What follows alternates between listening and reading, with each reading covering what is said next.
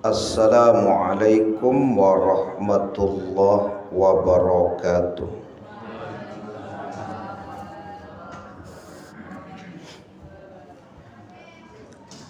Hamdan wa syukran lillah, salatan wa salaman ala rasulillah.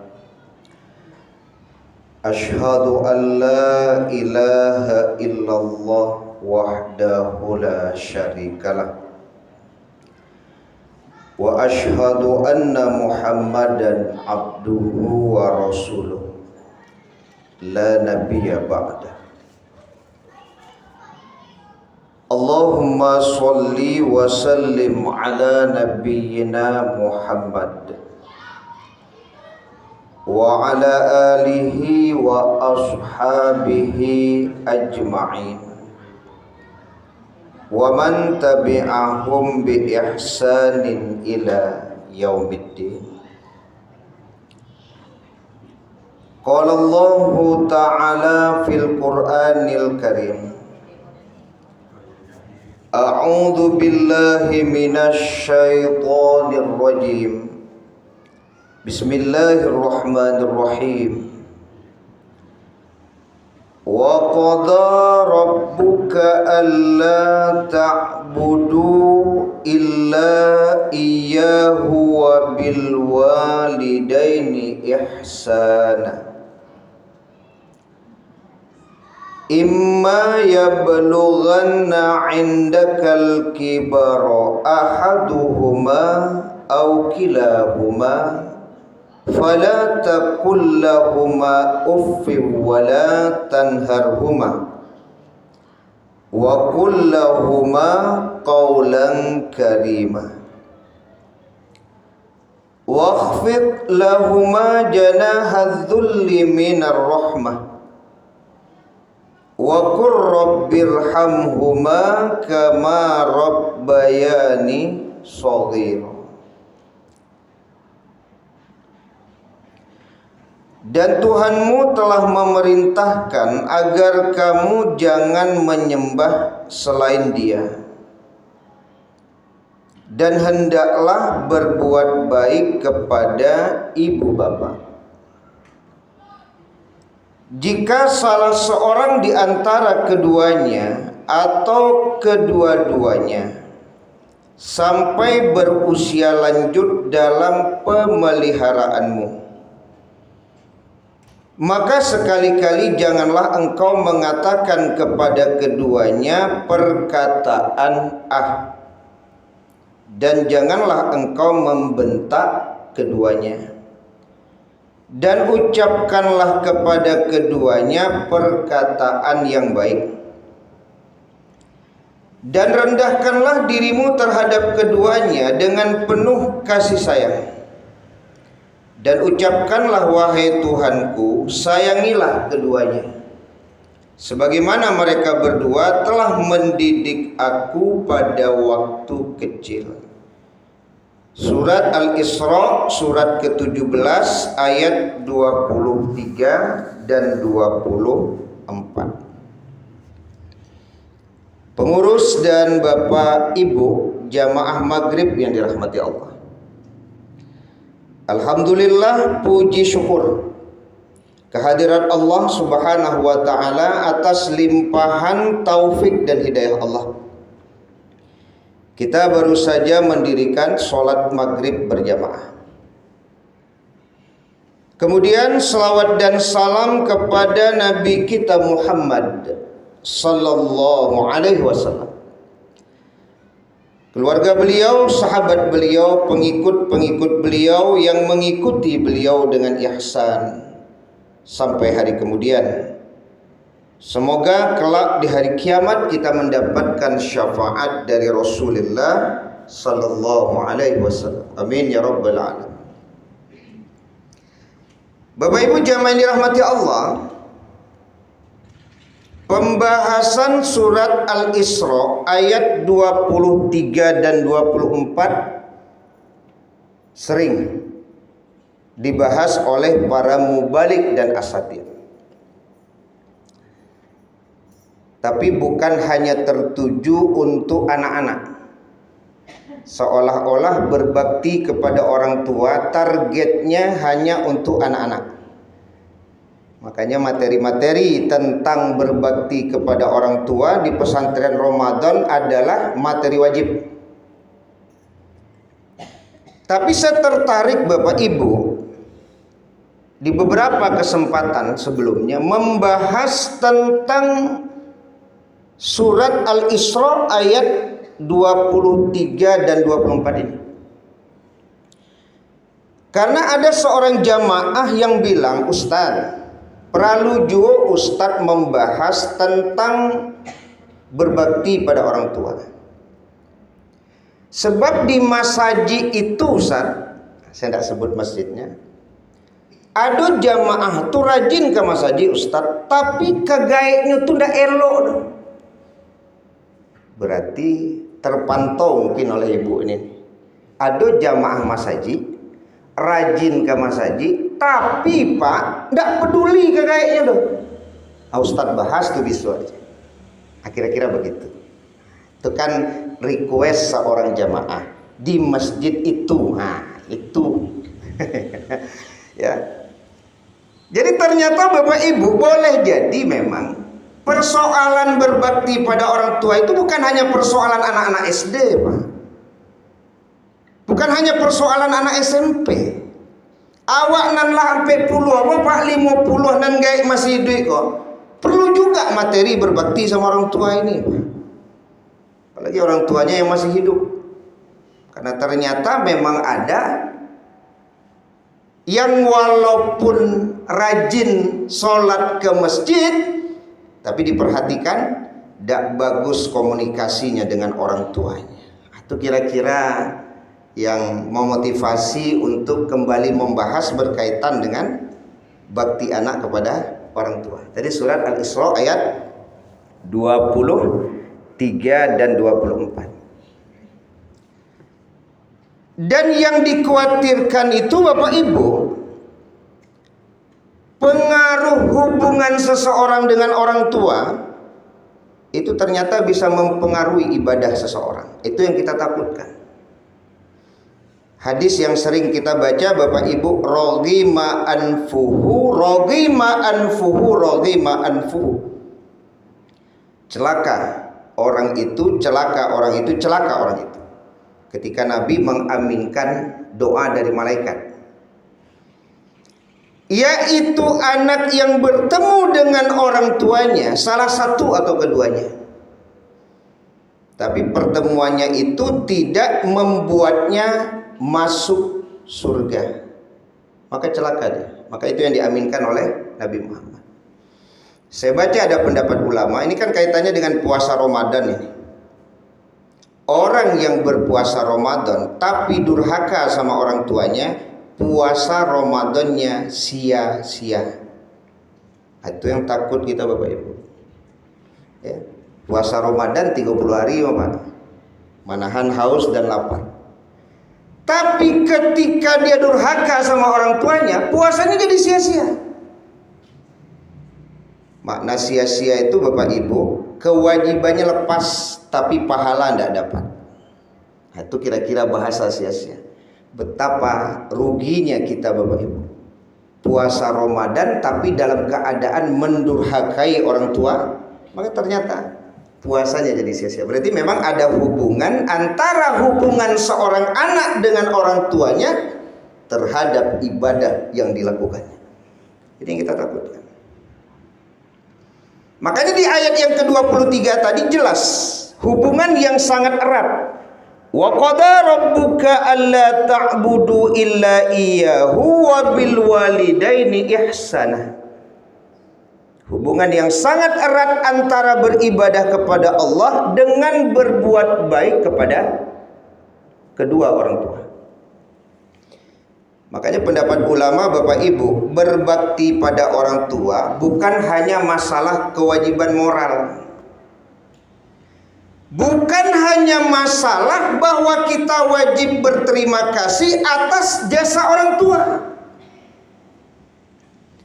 Tapi lebih daripada itu, bahwa berbakti kepada orang tua itu adalah perintah Allah dan bernilai ibadah karena ada wujud ketaatan di dalamnya kepada Allah. Kalau enggak nanti Bapak Ibu, bisa-bisa orang kalau menilai orang tuanya jahat, Pak, tidak banyak jasanya kepada kita. Kalau memang dihubungkan dengan jasa orang tua, bisa-bisa seorang anak tidak mau berbuat baik kepada orang tuanya lantaran dalam penilaian dia, orang tuanya tidak pernah mengasuh dia, Pak. Orang tuanya tidak pernah membesarkannya, orang tuanya tidak pernah mendidiknya, orang tuanya tidak pernah menghidupinya, Pak. Bisa-bisa jadi alasan bagi anak nanti, untuk apa ambo babu elok kagaya ambo? Untuk gaya ambo, saya tidak tahu juga ambo. Bisa-bisa begitu nanti kalau berbakti pada orang tua itu dihubungkan dengan jasa. Tapi pendapat ulama tidak. Berbakti pada orang tua itu hubungannya dengan perintah Allah, ibadah. Sehingga apa kata ulama? Sejahat-jahat orang tua, kewajiban berbakti pada orang tua tidak pernah gugur. Tidak bahaya, Pak. Ya, kalau seandainya orang berbakti pada orang tua hanya dihubungkan dengan jasa tadi, Pak. Berapa banyaknya anak kan yang berdalih dengan itu, Pak. Ambo saya tidak pernah dididik kayak itu aja. Nyepelapih model itu saya join doa aja. Tahu indahnya ambo aja. Tuh ambo berbuat elok ini. Nah, ini pemahaman yang keliru. Ya, sekali lagi pemahaman yang keliru. Karena berbakti kepada orang tua itu sekali lagi adalah ibadah, di dalamnya ada ketaatan. Ada ketaatan. Jadi kita berbakti pada orang tua itu Bapak Ibu dengan sebab apa? Dengan sebab perintah Allah untuk berbakti kepada orang tua, apa? Berbakti pada orang tua. Ya. Jadi Bapak Ibu jangan dirahmati Allah Subhanahu wa taala. Ya. Jangan sampai ada bahasa kebencian kepada orang tua. Karena dalam sebuah hadis diriwayatkan Bukhari dan Muslim, la targhabu an abaikum. Faman raghiba an abihi fahuwa kufrun. Jangan kalian benci ayah-ayah kalian. Barang siapa yang membenci ayahnya, maka dia kufur. Nah, ini nak main-main, Pak. Jadi membenci seorang ayah boleh jadi dek perangainya tadi itu, Pak. Itu sebuah kekufuran itu, enggak boleh. Tapi membenci perangainya boleh, Pak. Perangai ayah tidak elok, tuh ya tidak suku apa cari perangai ayah. Tapi jangan ayahnya yang dibenci. Kan dua hal yang berbeda itu. Dua hal berbeda. Yang membuat seorang anak tidak mau menemui orang tuanya, Pak. Sampai mati yang tidak akan bertemu ayah ambo itu. Nyujai perangai tidak elok. Oh, tidak boleh itu. Kufur itu. Kufur. Tidak boleh, Pak. Ya. Saking tidak tahannya mungkin, Pak. Dek perangai ayahku yang luar biasa perangai. Maka muncul kalimat itu. Bahkan ada yang bilangnya tidak ayah ambo itu. Oh, ini bahaya lagi. Ya. Sampai dulu pernah saya membahas kepada Bapak Ibu, saking bencinya dia dengan ayahnya, Pak. Ya, karena meninggalkan dia dan ibunya dalam usia kecil, sampai ketika pernikahan berani dia bilang ke kuat tuh, Pak, ayahnya mati. Ah, ya ndak seketir lah. Ya kecen apanya mati, Pak. Dek saking bancinya nyok ayahnya, Pak. Nyok tinggalnya sama induknya waktu ketek, Pak. Siapa tuh ndak tak makan ayah balik. Pas ditanya di kuah ke menikah, "Mapa awak lah mati?" Apanya kecen mati? Coba kan. Itu bahasa kebencian kepada ayah itu, yang bisa membuat seorang anak menjadi kufur, Pak. Tidak boleh, tidak boleh. Ya. Karena itu bisa juga masuk dalam kategori melaknat kedua orang tua. Barang siapa yang melaknat kedua orang tuanya, maka Allah akan melaknat mereka. Laknat itu maknanya kan merendahkan, Pak.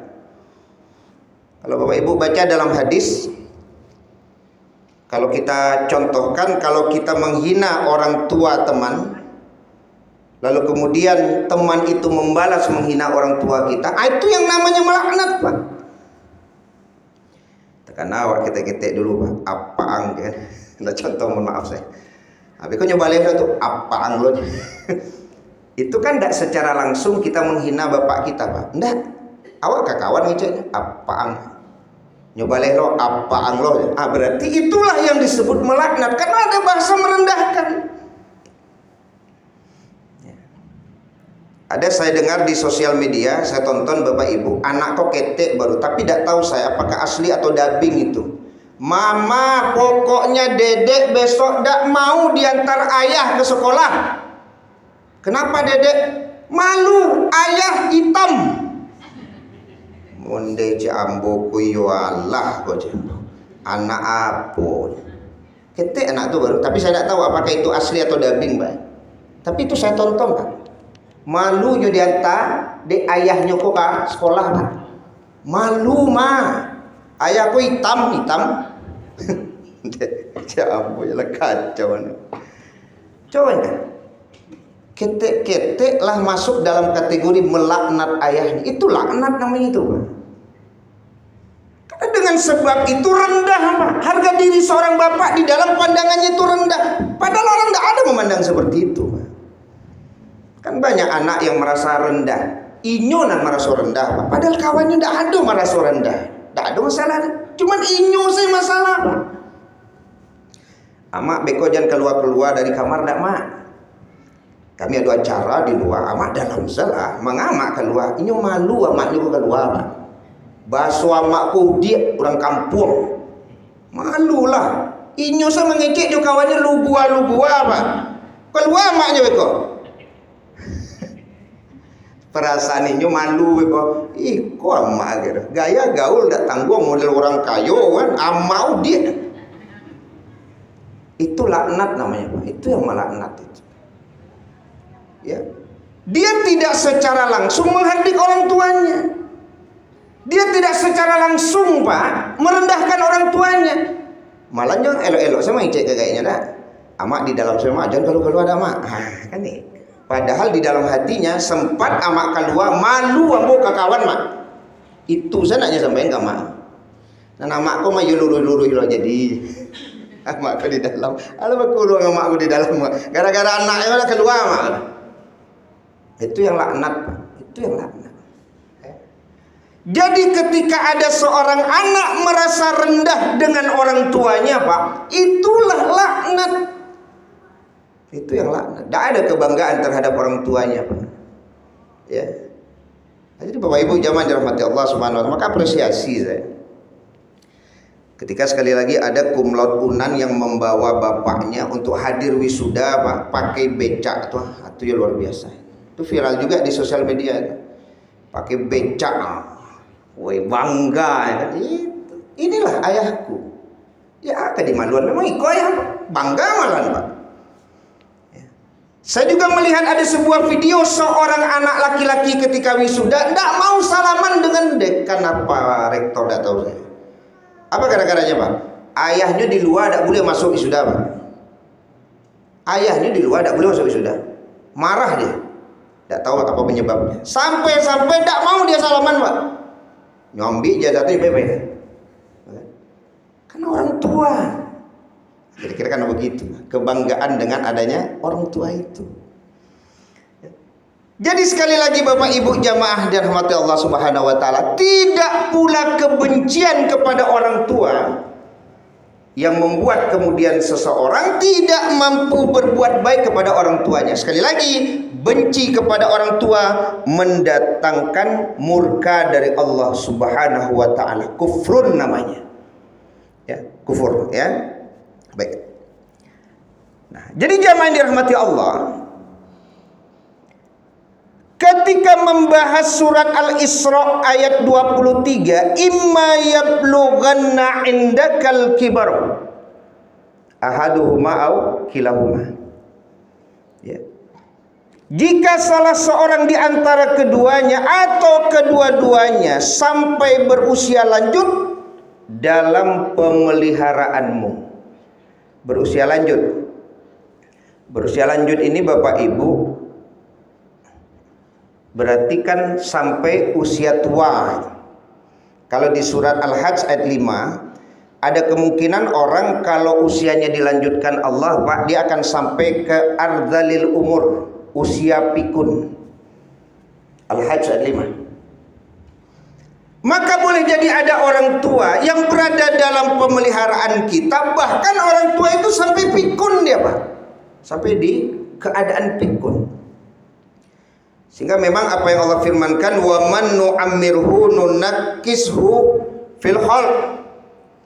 Siapa yang kami panjangkan umurnya, kami kembalikan dia sebagaimana kami menciptakannya.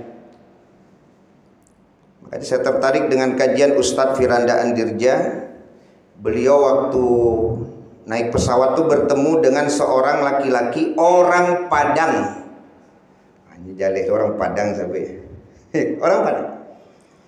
Jadi ketika terjadi diskusi, rupanya beliau ini orang Padang, kata Ustadz Firanda Andirja, baru saja melihat orang tuanya.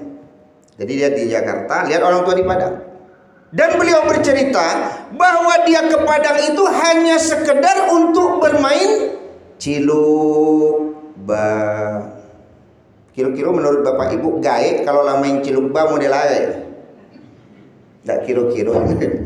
Jadi nyokapai ke Padang untuk itu saya cilukba galak kayaknya. Cilukba itu di sini. Itulah pikun namanya itu. Ya. Tapi yang membuat apresiasi Ustadz Firanda Andirja itu tadi, Pak. Keinginan dia terbang dari Jakarta ke Padang untuk membahagiakan orang tuanya walaupun sudah pikun. Walaupun hanya sebatas bermain cilukba. Pian ibu-ibu teragak lo model itu. Keteragak lah ibu main cilukba. Ya kok dapet anak model tadi, Pak. Yang bedo anak tuh merasa sudah nyaman lo kan. Udah diikut kawan gitu. Itu cilup, ya, senang membahagiakan orang tuanya, ya. Ya. Tapi kita berdoa Bapak Ibu, ya tidak pula kemudian tua kita seperti itu, Pak. Kalau memang Allah berkehendak seperti itu kan di luar kemampuan kita. Tapi kita berdoa kepada Allah agar usia tua kita nanti tidak sampai menjadi pikun, Pak. Karena banyak anak yang mampu Bapak Ibu untuk menghadapi orang tua di usia pikun, kok Pak. Tidak banyak anak yang mampu, Pak. Bisa dihitung jari sih. Kalau sudah menghadapi orang tua pikun, maka jangan pernah, ya kan? Artinya kita berdoa kepada Allah Subhanahu wa taala agar kita tidak menjadi orang yang pikun. Kalau tadi kan sudah pikun itu. Ya enggak tahu dia. Yang bedo jua awak enggak tahu kan. Awak pulang kampung Pak akece amak waang sia. Boleh liko enggak usah pulang lagi. Amak enggak tentu je mau kan. Ya kan. Nah. Jadi Bapak Ibu jamaah dirahmati Allah, ya. Jadi imma yablughanna indakal kibara ahaduhuma aw kilahuma. Jadi ini berbicara tentang orang tua yang berada di dalam pemeliharaan dia.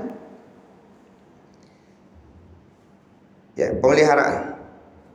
Berarti kita yang orang tua dengan kita Pak, tidak masuk dalam kategori yang Allah bahas ini Pak. Sebab gaib tidak jual awak, jual di awak di kampung. Gaib tidak jual awak tu, dunia awak di kampung. Gaib tidak jual awak tu Bu. Gimana akan dibahas?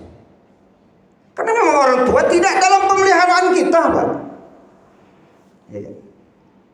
Tapi apakah ada bahasa kemudian karena tidak dalam pemeliharaan kita merasa lepas? Nah, itu yang jadi pertanyaan. Ya. Karena boleh jadi sebagaimana yang sering kita bahas, pengaruh matriarkat boleh jadi membuat anak laki-laki merasa bahwa yang merawat ibunya itu adalah adik perempuannya. Pengaruh matriarkat boleh jadi membuat seorang laki-laki Pak menganggap bahwa yang merawat ibunya itu adalah saudara perempuannya. Itu yang terjadi. Ya. Masa udah yang merawat ibu payah saja. Ada anak padusi Bu. Itu pengaruh matriarkat itu. Seolah-olah yang merawat gaib kok anak padusi. Bukan anak laki-laki. Itu pemahaman yang keliru itu. Kalaupun nanti kemudian ibu lebih memilih dirawat oleh anak perempuannya, itu hak ibu. Tapi jangan kemudian ada pemahaman bahwa yang merawat orang tua, kalau ada anak perempuan yang merawat, bukan anak laki-laki.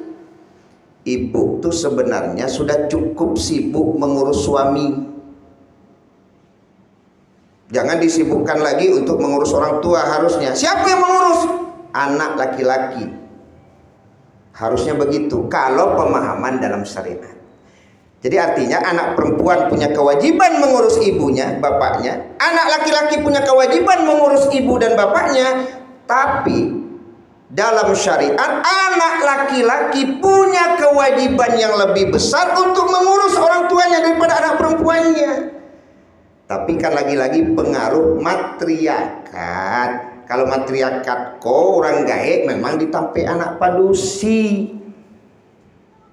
Itu pengaruh matriarkat itu. Maka balik lagi tidak ada masalah, Pak. Selama yang laki-laki paham bahwa kewajiban untuk merawat, memelihara ibunya sebenarnya yang besar itu pada anak laki-laki. Ya, tapi kan pengaruh matriarkat tidak ada masalah. Ya, kalau matriarkat kan begitu. Ibu kalau diajak makan dia anak laki-laki, biasanya banyak bakso. Ini dia anak laki-laki majak, Pak. Tambuh lama, tidak usah amalakannya. Pasan lah jus mah, oh air putih selama cukup. Ini dek makan dia anak laki-laki, Pak. Coba bawa makan dia anak padusi, kau nak kandak ada. Masuk tu je ya. tu je. Itu pengaruh matriarkat mau. Jadi orang tua tu merasa lantehinya, Pak. Dia anak padusinya, dia anak laki-laki enggak. Padahal harusnya kalau bapak ibu bakandak anak laki-laki. Karena kan Aisyah bertanya itu, seorang perempuan milik siapa yang Rasulullah? Milik suaminya. Makanya ibu jangan coba kandak anak padusi. Ini punya laki, Bu. Ibu bakandak saya anak padusi, jelas lakinya dah. Ya kan?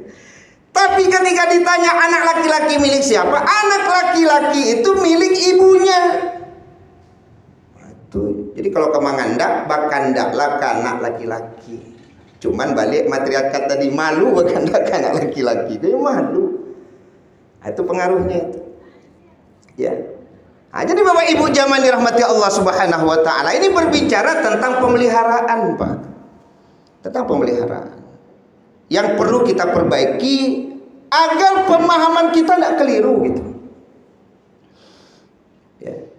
Kalau dibawa gaek ke rumah, kecil orang rumah, udah ada adik padusi udah ada kakak padusi udah, masa ibu juawak yang yo salah ada. Ibu dah tu jo adik padusi udah, kalau jo kakak dak juawak dah. Bantu inyo lo nan paham agama. Itu nan keliru tu, Bang. Itu keliru itu. Itu pengaruh matriarkat itu, Bang. Jadi ketika suami membawa orang tuanya ke rumah, memang begitu harusnya, Pak. Cuman istri tidak paham ilmu agama. Yang dipahami istri bahwa dalam tradisi di Minangkabau, matriarkat, bahwa kalau ada keluarga padusi, ya duinyo gitu. Tidak jawab dah. Itu yang disebut oleh Ustadz Abdul Somad istri BCL. Tahu BCL? BCL, tidak Bunga Citra Lestari dulu. BCL itu bini cilako. Tuh. Itu nan bini cilako. Tidak paham ilmu agama, lah pandai lo memprotes suami membawa orang gaib ke rumah. Itu berarti tidak paham dia tuh, Pak. Tidak paham. Nah, balik lagi persoalan kemudian orang tua lebih memilih di tempat anak perempuannya, itu tentu tidak ada masalah.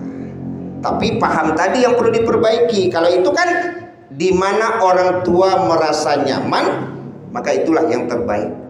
Karena itu kan bakti seorang anak pada orang tua itu di situ. Ya. Tapi balik lagi Bapak Ibu jamaah yang dirahmati Allah Subhanahu wa taala, jangan sampai kembali ada pemahaman seperti tadi bahwa karena dia anak laki-laki maka tidak dibebani tanggung jawab untuk merawat orang tuanya seperti anak perempuan. Awak lama galak di rantau, kadang galak. Adik di kampung, Pak, untuk lalu susah. Baru kata kalau ayam wi, alah. Baru kalau nyari sekali alah, go.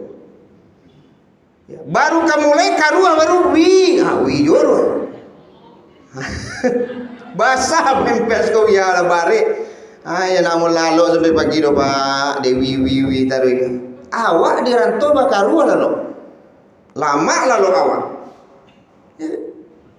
Itu makanya ayat ini berbicara tentang anak yang orang tuanya itu ada dalam pemeliharaannya. Maka sering kita bahas ayat ini jangan hanya dibahas dosa besar anak pada orang tua, Pak. Itu hati-hati yo. Itu kayak di awak kok banyak dosa awak mah. Atau takui anak meloro gae, Pak. Dosa gadang senyum kanan tadi. Tidak pernah dia membunyikan bahasa begitu mulianya seorang anak ketika orang tua berada di dalam pemeliharaannya. Bahkan khusus Allah sebut di surat Al-Isra ayat 23. Maka Bapak Ibu banggalah kalau orang tua berada dalam pemeliharaan kita. Ya kalau enggak tuh balik. Karena kan dulu pernah sampai saking begitu hebatnya anak komanya puta-puta kayaknya. Seminggu di rumah sih kok, seminggu situ siap tuh lapan yang gaya surang, lapan yang gaya kok dari kau dah usah ada lagi, ayahnya namun lah gaya, maka kayak dibawa nggak bisa. Ya. Kadang lah mau bana bandi di padang kau pangana ayam di kampung itu, seminggu tak sampai seminggu 3 hari baru, pulang pada ini, 3 hari baru, ya ayamku siapa gitu ayam tekan, itu model itulah gaya dia buat, ya kan? Ayam apa? Tidak apa-apa, tidak ada masalah. Anak laki-laki, maksudnya gimana nih Pak? Ya tidak masalah kan?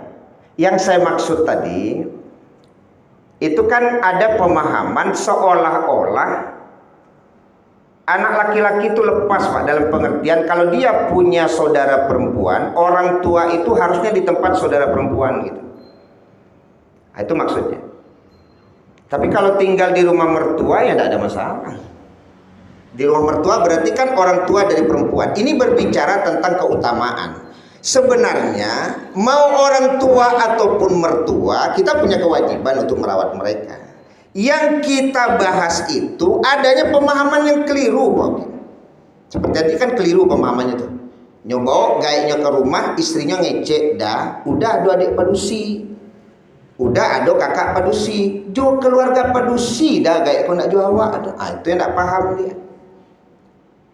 Karena kan itu orang tua dari suaminya. Yang memang kewajiban anak laki-laki terhadap orang tuanya lebih besar daripada anak perempuan kepada orang tuanya. Karena perempuan itu Pak milik suaminya. Milik suami. Kalau milik suami ya istri harus minta izin ke suami dulu Pak. Beda dia suami tidak perlu minta izin ke rumah. Makanya tidak ada istilah orang tua menumpang di rumah anak laki-laki. Ikut tasabi jo. Karena pengaruh matriarkat. Seolah-olah kalau di rumah anak laki-laki itu ibarat menumpang rasanya Pak. Maka tidak bisa lamu-lamu. Tapi kalau di rumah anak padusi bisa lamu-lamu. Itu yang keliru. Harusnya ditampi anak padusi yang menumpang. Karena punya suami kan.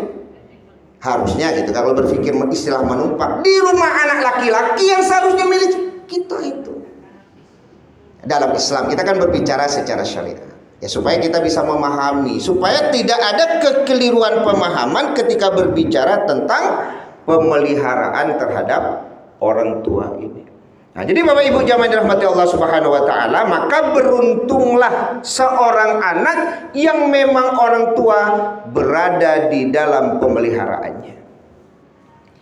Sampai udahnya pulang ke kampung, nyucali adiknya Pak, kecil udahnya modeli konan kuado itu hari aja. Rupanya di rantau Pak, sekali sampai tahun pulang baru tahu baliknya mah apa gaya. Itu dikacen kadiknya, yo balik. Modeli kok ada anti hari aja. Iya ada. Modeli kok di udara. Ya. Maka saya tertarik juga apa yang disampaikan kembali oleh Ustadz Abdul Somad itu Bapak Ibu. Ya, ketika ibu itu memilih mau di rumah siapapun yang disukainya, tapi anak-anaknya tetap harus menunjukkan bahwa mereka juga punya kewajiban untuk memelihara orang tuanya. Paling tidak tuh ditanya, pempes sama alah habis, tuh masih ada. Belanja mak bah, ayah bah, iko sudahlah pulang kampung sekali empat tahun pak, batanyo indak, mangirim indak loh. Ayolah banyak banah, ya kan lah banyak, ya. Apalagi seperti tadi itu kan, ya, dibawa orang tua ke rumah, itu loh keceknya. Anan suami mayolo mangbuat, samu saja kedua. Dan istri pemahaman keliru, dan suami penakut ke bini. Enggak ya dia jadi. Kan sama gitu. Ya Bu. Kan itu kira-kira tuh, ya, sama. Nah, Bapak Ibu jamaah dirahmati Allah Subhanahu wa taala. Ini balik lagi, ini memang fenomena-fenomena yang terjadi. Ya bagaimana antara seorang anak dengan orang tua, Pak. Ya. Nah. Jadi balik lagi ketika imma yablughanna indakal kibara ahaduhuma aw kilahuma fala taqul lahumā uffin. Jangan engkau menghardiknya, jangan engkau berkata ah. Ini juga perlu menjadi catatan bagi kita yang memang orang tua dalam pemeliharaan, Pak. Makanya ketika Imam Syafi'i ditanya, bolehkah seorang anak mendebat ibunya? Tak boleh. Walaupun hanya masalah sendal jepit, tak boleh. Apalagi dengan sebab debat itu kemudian ibu merasa takut, maka itulah kedurhakaan anak kepada orang tuanya. Sebab ada orang gaib di rumah anak takui, Pak. Ada lo gaib di rumah anak takui. Coba ingat. Ini yang bahaya kata ulama. Ketika orang tua merasa takut di rumah anaknya, itulah kedurhakaan anak kepada orang tuanya. Kok bisa takui di rumah anaknya takui? Itu jadi pertanyaan itu, Pak. Makanya ibu kalau punya mertua agak bagak sekete, apa syukur ibu tuh. Berarti lain tak takut di rumah ada asalkan tibo kok bungo kok aja itu kok tapi lah saya kok pak atuh lain gak bagak saya pak, ya kan lain kok anak dak model itu cara mapan tapi berang jangan ke minantu ke anak saya berang itu. Nah artinya jangan ada rasa takut itu, ya kan. Balik lagi ketika seorang ditanya oleh Rasulullah SAW berkaitan dengan bagaimana dia terhadap bapaknya itu kan, sampai Nabi bilang anta wa maluka li abika, kamu dan hartamu itu adalah milik bapak. Jadi tidak ada bahasa, sekali lagi istilahnya orang tua menumpang di rumah anak itu tidak ada. Orang tua merasa takut di rumah anaknya itu harusnya tidak ada, Pak. Tidak ada. Nah, bagaimana menciptakan itu ketika orang tua ataupun mertua, ya kalau mertua berarti kan orang tua pasangan hidup kita itu memang merasa nyaman berada di rumah kita, tidak ada rasa takut. Sebab saya bertemu dengan seorang bapak ambo Ustadz kaniari lai, pokoknya adalah Ustadz. Cuman biarlah Ustadz, yang penting ambo lai di rumah anak ambo. Ambo sebenarnya Ustadz berumah di kampung, cuman nyodaki anakku lain loh Ustadz. Berarti kan bahaya bahasa itu. Anak tidak tahu kalau ternyata bapaknya merasa tidak nyaman dengan bahasa tadi itu, Pak. Anak menganggap itu biasa karena memang orang tuanya diam-diam saja. Padahal di balik diamnya ternyata ada bahasa takut, Pak. Takut kepada siapa? Takut kepada anaknya. Ini yang harus diwaspadai. Ya, fala taqul lahumā uffin wala tanharhuma wa qul lahumā qawlan karima. Makanya Bapak Ibu jamaah dirahmati Allah Subhanahu wa taala, makna indaka sebagaimana yang sering dibahas itu berarti di sisi anak. Makanya jangan sampai pernah berpikir ada anak menaruh orang tuanya jauh dari dia, Pak. Contoh dulu kemana? Ke panti jompo. Bahkan ada di sosial media, saya minta waktu sebentar, 2 orang anak perempuan yang mengirim ibunya ke panti jompo. Terus kata pengurus panti jompo, kalau ibu ini nanti meninggal, kami tidak akan kabarkan kepada Anda berdua. Apakah Anda siap? Siap kejadiannya, Pak. Onde. Siap kejadiannya. Ya. Tapi karena hujatan dari netizen, akhirnya memang dijemput ibunya itu kembali. Nah, ini bahasa yang sering muncul Bapak Ibu. Seorang ibu bisa membesarkan 5 orang anak, tapi 5 orang anak belum tentu mampu merawat ibunya. Mudah-mudahan Bapak Ibu kita memiliki anak-anak yang tetap mendampingi kita sampai kematian mendatangi salah seorang di antara kita. Mungkin itu saja pembahasan kita malam hari ini. Semoga sekali lagi mengingatkan kita tentang bakti seorang anak pada orang tua, bahwa ridallah fi ridal walidain wa suhtullah fi suhtil walidain. Penutup dari kajian, ketika Ibnu Abbas didatangi oleh seseorang, ini pernah kita baca hadisnya. Ternyata orang ini membunuh seorang laki-laki yang meminang orang yang pernah dipinangnya. Jadi dia meminang seorang gadis, ditolak. Ya kan? Nyopinang orang lain, Pak, nyoterimo, sakit hati, Pak. Nyobunuh laki-laki yang berhasil merebut kekasihnya itu. Lalu dia datangi Ibnu Abbas. Dia ingin agar dosanya diampuni oleh Allah. Apa pertanyaan Ibnu Abbas? Kamu punya ibu nak? Ibu saya sudah meninggal. Kalau begitu bertobatlah kepada Allah dengan sebenar-benarnya tobat. Sahabat nanya kepada Ibnu Abbas, kenapa di awal tadi engkau tanya apakah ibunya hidup? Apa jawaban Ibnu Abbas? Aku tidak tahu amalan apa yang bisa mendatangkan cinta Allah selain dari berbakti kepada ibunya. Ya kalau tibu dia ingin melobi guru, Pak, anaknya udah ingin kue, tidak langsung ke guru. Kan itu kira-kira. Jadi dengan membahagiakan orang tua, semoga Allah mencurahkan rahmatnya ke orang ini. Karena saya tidak tahu amalan apa yang bisa mendatangkan cinta Allah selain berbakti kepada ibunya. Mungkin itu saja Bapak Ibu, semoga bermanfaat. Subhanakallahumma bihamdika asyhadu an la ilaha illa anta astaghfiruka wa atubu ilaik. Wassalamualaikum warahmatullahi wabarakatuh.